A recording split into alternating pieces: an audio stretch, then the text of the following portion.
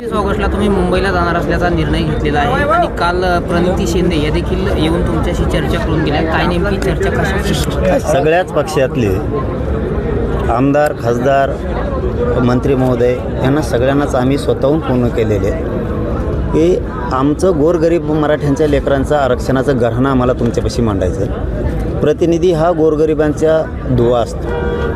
त्यांच्याकडे एकदा घरानं सांगणं आमचं काम आहे की तुम्ही मुख्यमंत्री देवेंद्र फडणवीस साहेबांना जाऊन सांगा की मराठा आणि कुणबी एक हे तो JR काढा, सगळ्या सोयऱ्यांची अंमलबजावणी करा, मराठवाड्याचं गॅजेटियर आहे ते लागू करा, सातारा संस्थांचं आहे, बॉम्बे गव्हर्नमेंटचं गॅजेटियर आहे, सगळ्या केसेस मागं घ्या आणि जाणून बुजून ह्या 15 दिवसात की कुणबी प्रमाणपत्र नोंदी सापडलेलं असूनसुद्धा दिले जात नाही, व्हॅलिडिटीसुद्धा जाणून बुजून दिली जात नाही, पोरांचे ॲडमिशन हुकावं, नोकरी हुकावी म्हणून हे काम आम्ही प्रतिनिधीच्या माध्यमातून एकदा मुख्यमंत्र्यांना सांगायचं ठरवलं आहे. ते सगळेच भेटायला येत आहेत आणि सगळेच जाऊन सांगतायत पण. कारण काय, समाजाला कोणी आडमुठं समजता कामा नाही. कारण आता इतकं समजून सांगितलं आहे मुख्यमंत्र्यांना सगळ्या प्रतिनिधींनी, त्यांच्या पक्षाच्या पण आणि विरोधी पक्षाच्या पण, तरी ऐकत नाही म्हणल्याच्या नंतर 29 ऑगस्टला पहिल्यापेक्षा 5 पट लोक जास्त जाणार आहेत त्यावेळेस. मुंग्यासारखी रांग लागणार आहे मुंबईला, मुंग्यासारखी. इतके तुफान ताकदीनं मराठी मुंबईकडे येणार. मुख्यमंत्र्यांसोबत संवाद झाला हो, 288 म्हणल्याच्या नंतर त्यात सगळेच आले आमदार.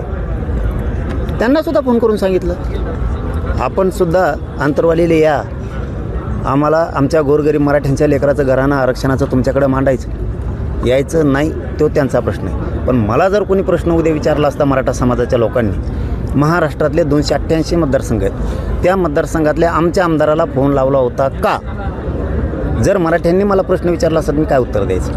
म्हणून 288 जेवढे आमदार, खासदार, मंत्री आहेत सगळ्यांना फोन करून सांगितलं जेव्हा नाही येणार त्याला समाज बघल, ते का नाही आले त्याचं उत्तर समाज विचारेल. पण आमच्याकडून गोरगरिबांच्या लेकराच्या आरक्षणाच्या प्रश्नासाठी त्यांना सन्मानपूर्वक निमंत्रण गेलेलं आहे. आंतरवाली शिंदेनी तुमची भेट घेतली होती सोलापूरच्या खासदार. सांगितलं ना, आता सांगितलं की सगळ्यांनाच निमंत्रण आम्ही दिलं की मराठा आरक्षणाच्या बाबत आपण मुख्यमंत्री साहेबाला समजून सांगा. कारण एकदा जर 29 ऑगस्टला मी आंतरवाली सोडली मग मागं सरकत नसतं ह्यावेळेस. दादा, पावसाळी अधिवेशन चालू आहे, अधिवेशनामध्ये मराठा समाजाचा आरक्षणाचा मुद्दा घेतला जात नाही.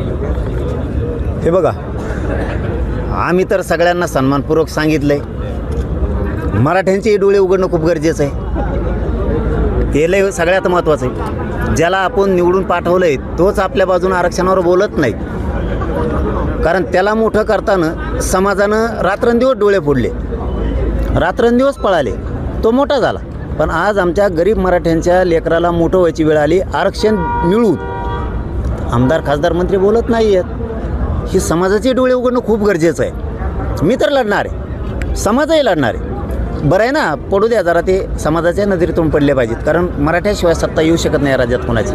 आता आली ना, उलाटले व हे कळू द्या ना समाजाला एकदा, मग समाज दाखवल त्यांना, तुम्हाला कळलं ना आता 29 ऑगस्टला काय होतं. बरं, शेवटची बैठक तुम्ही राज्यव्यापी आंतरवालीत घेतली, त्यानंतर आता ही शेवटची वारी असेल का मुंबई? मरू नसतं, विजयच घेऊन येईल. मरून येईल नाही तर विजय घेऊन येईल. मोकळा माघार येत नाही. गरिबाच्या लेकराला मोठं केल्याशिवाय मी मागं हटत नाही. आता कारण वारंवार तुम्ही आंदोलनं करताय, उपोषणं देखील केलेली आहे, अनेक लोक तुम्हाला येऊन भेटून गेले, सरकारचे असतील किंवा विरोधी पक्ष असतील, मात्र यावरती आता काही तोडगा निघत नाही आहे. आता तो प्रश्न आमचा नाही ना. आमचे प्रामाणिकपणा आम्ही समाजाच्या वतीनं 6 कोटी मराठ्यांच्या वतीनं सगळ्या प्रतिनिधींना सांगितलं, सरकारला पण सांगितलं. सोडवायचा आहे का नाही त्यांचा प्रश्न आहे, पण आरक्षण कसं घ्यायचं हे त्यांना मग 29 ऑगस्टला कळत. मी आरक्षण घेतल्याशिवाय वापस येत नाही. एक तर मरून येईल नाही तर विजय घेऊन येईल मराठ्यांच्या आरक्षणाचा. या 29 ऑगस्टला सरकारला कळत मुंबईत मराठी आहेत किती. आणि मराठ्यांना विनंती माझी, मनभेद, मतभेद काय असले तर सोडून द्या. लेकरा बाळाच्या आयुष्याच्या कल्याणासाठी त्याला 100 पिढ्या उडालं नाही पाहिजे इतकं त्याला द्या.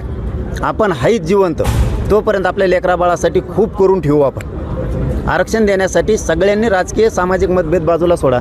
फक्त 2च दिवस मुंबईला तुम्ही 27-28 फक्त आम्हाला सोडायला या. हे आरक्षण कसं देत नाही मी बघतो मग त्यांच्याकडं, आणि ते मला चांगलं माहिती आहे यांच्याकडून आरक्षण कसं घ्यायचं. यांचला सळो की पळो करतात का नाहीत मराठी बघा तुम्ही 29 ऑगस्टला. यांना कळन मराठ्याच्या नादी लागल्यावर काय होतं. दादा संबंधित ते त्यांचे राजकीय विषय आहेत, त्याचा नेता काही संबंध नाही. अरे मराठ्याचं भरकडलं असतं ना भाऊ, मग त्याशी बैठक झाली 29ला, तेव्हाच कळालं असतं. अंतरवली तो भरायला जागा नव्हती. बैठकीला कुठं 8-9 लाख लोक असते काय. बरं अशा गप्पा आणून जमन, मीडिया आहे तिथं, मीडियापुढं गप्पा आणून जमत नाही. कोणत्याच गल्ली तो भरायला जागा नव्हती. पत्रे खाली आलेत आमची, पत्रे उभं राहिलेत पोट्टे.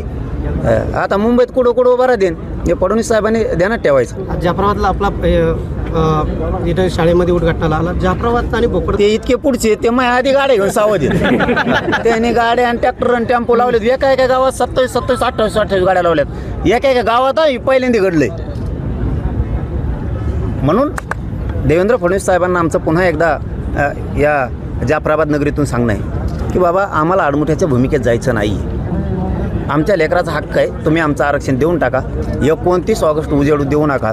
नसता परिस्थिती हाताच्या बाहेर जाऊ शकते, त्याला जबाबदार तुम्ही असणार आहेत, मराठे नाही. आम्ही शांततेत जाणार आहे, शांततेत बसणार. कुठं जाळपोळ होणार नाही, दगडफेक होणार नाही, कुठं काही होणार नाही. आणि संजय शिरसाट साहेबालाही सांगणं आहे आमचं की राज्यभरातल्या व्हॅलिडिटी सगळ्या रोखल्यात, ते मंत्रालय तुमचं आहे. मराठा समाजाची नाराजी तुमच्या अंगावर उडून घेऊ नका. तुमचं मंत्रालय आहे, तुमच्या मंत्रालयाकडून माझ्या पोरांचे ॲडमिशनं कॅन्सल व्हायला लागलेत. कुणी इंजिनिअरिंगमध्ये गेलं, कुणी MBBSमध्ये गेलं, कुणी ॲडमिशनं घेतलेत, उच्च शिक्षणाला घेतलेत, माध्यमिकला घेतलेत. त्यामुळं अशा प्रॉब्लेम यायला लागलेत की व्हॅलिडिटी न दिल्यामुळं ॲडमिशन रद्द व्हायला लागलेत आणि मग त्या पोरांचं वाटोळं व्हायला लागलं. हे द्यायला लागलेत व्हॅलिडिटी, पण ॲडमिशन हुकल्यावर किंवा नोकरी हुकल्यावर हे काम शिरसाट साहेब तुम्ही होऊ देऊ नका. आणखीन वेळ तुमच्या हातातली गेलेली नाही. जर का एकदा मराठ्यांचा तुमच्या विरोधात रोष गेला आणि आम्हाला वाटतं मराठ्यांनी तुमच्यावरती रोष व्यक्त करू नये असं तुम्ही काम करावं आणि मराठ्यांच्या राज्यातल्या सगळ्या व्हॅलिडिटी ताबडतोब देण्याचे आदेश तुमच्या प्रधान सचिवाला तुम्ही काढायला लावावेत. नसता येणारा काळ मराठेसुद्धा तुमच्यावरती 100% खूप मोठा रोष व्यक्त करणार आहे. पण ज्यावेळी संजय शिरसाट तुमच्या भेटीला आले होते त्यावेळेस या संदर्भात काही चर्चा तुम्ही त्यांच्यासोबत केली होती आणि त्यांचं तुम्हाला उत्तर काय मिळालं? त्यांना 3दा सांगितलं मी, एकदा नाही 3दा. 3ही वेळेस त्यांनी अधिकाऱ्यांना आमच्यासमोर फोन केले. पण काही अधिकाऱ्यांचं म्हणणं असं आहे, कारण मी हे त्यांनाही सांगितलं, मला तुमच्या मंत्रालयाला बदनाम करायचं नाही, तुम्हालाही नाही.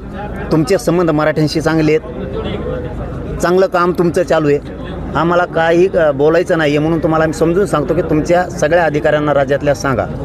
पण काही अधिकाऱ्यांचं म्हणणं आहे की ते तेवढ्या पुरतंच म्हणतात आणि नंतर म्हणतात देऊ नका, द्या पण थोडं हुकून द्या. मग शिरसाट साहेब असा डबल गेम खेळतील मराठ्यांशी हे आम्हाला स्वप्नातही वाटलं नव्हतं, स्वप्नात पण वाटलं नव्हतं. त्यांच्याच मंत्रालयाचे त्यांच्याच अधिकारी आहेत ते विभागाचे, ते जर असं म्हणत असतील तर मग याच्यावरती आम्हाला विचार करावा लागणार आहे. आम्हाला त्यांच्यावरती तरी पण शंका येत नाही की हे माणूस असं सांगेल म्हणून. पण जर आता संबंधित लोकच तसे कुजबुजायला लागले, त्यांचेच अधिकारी आमच्या लोकांपाशी की वरूनच सांगतात बाबा हुकल्यावर द्या पण थोडं उशिरा द्या, मग हे संजय शिरसाट साहेबासाठी चांगली गोष्ट नाही आहे. कारण अधिकारी त्यांच्यापेक्षा पुढे जाऊ शकत नाही ना, हे सरळ सरळ कळताना. त्याने अंतरवलीत आल्यावर सांगितलं होतं, त्या दिवशी मी हे घरानं सांगितल्यावर की प्रधान सचिवाला आत्ता आदेश काढायला सांगतो. आणखीन आदेश नाही आहे, त्याला 1.5 महिना उलटून गेला. याचा अर्थ मग जो अधिकारी बोलला आहे आमच्या लोकांपाशी की वरूनच आम्हाला सांगितलं आहे बा की थोडं उशिरा द्या, मग ते आम्हाला आता खरं वाटायला लागलं. कारण प्रधान सचिवाचा आदेश नाही आहे. तुम्ही तर आमच्यासमोर फोन लावला होता प्रधान सचिवाला की सगळ्याच अधिकाऱ्यांना राज्यातल्या सांगा की व्हॅलिडिटी रोखून धरायची नाही.